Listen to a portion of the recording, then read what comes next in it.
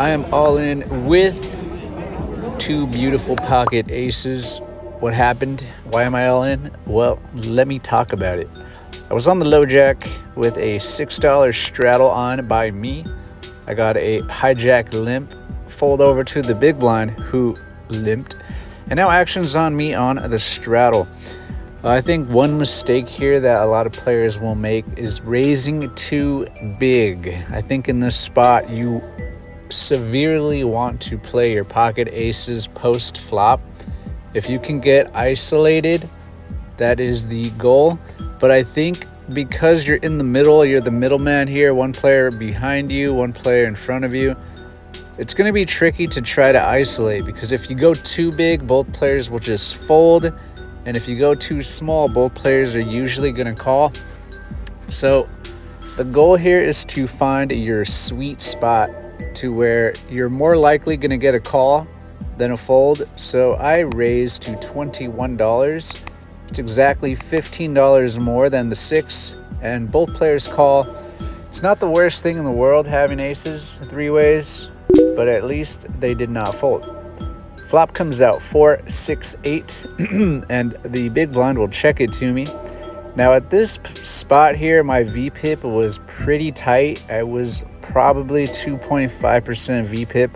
So both players, I feel like, are thinking players, both pretty tight, both trying.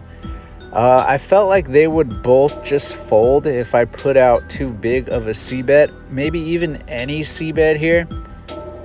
So I did not want folds. I felt like if I bet, I think they're going to fold all their pocket pairs, right? Pocket 7s, 5s, 2s, 3s, 9s. They're just going to fold. So I actually checked this to the hijack, who I felt like was a trying player to the point where if it checked to him in position, he was betting. And he did. He ended up betting $30. The big blind folded after his $30 bet. And I think with his size and his stack, he only has 100 left. He already put in 30 now. He already put in 21 pre-flop. I think he's just committed. And I think with his sizing, he either has a flush draw to which he's committed, or he has a pocket pair. And I think his pocket pair, I don't think it's a set, although if it is a set, I think I'm just going to pay it off. He doesn't have enough money for me to fold my aces in this spot, because I'm beating pocket 9s, pocket 10s, pocket jacks, in case he weirdly has that. So the money's going in. I raise it all in, and I'm pretty much just targeting all pocket pairs, any single pair, and all flush draws. I just want him to get his money in now. And I felt like my bet looks like a bluff. Bluff in the sense that he can put me on a flush draw in this spot and then call off with his pocket pairs, or like a single 8 or even a 6. I felt like he was the guy to hero call with middle pair, hero call with bottom pair, and always call off his flush draws. So after I go all in, this is what you see, this is what I see, and now we're waiting on the hijack to make a decision.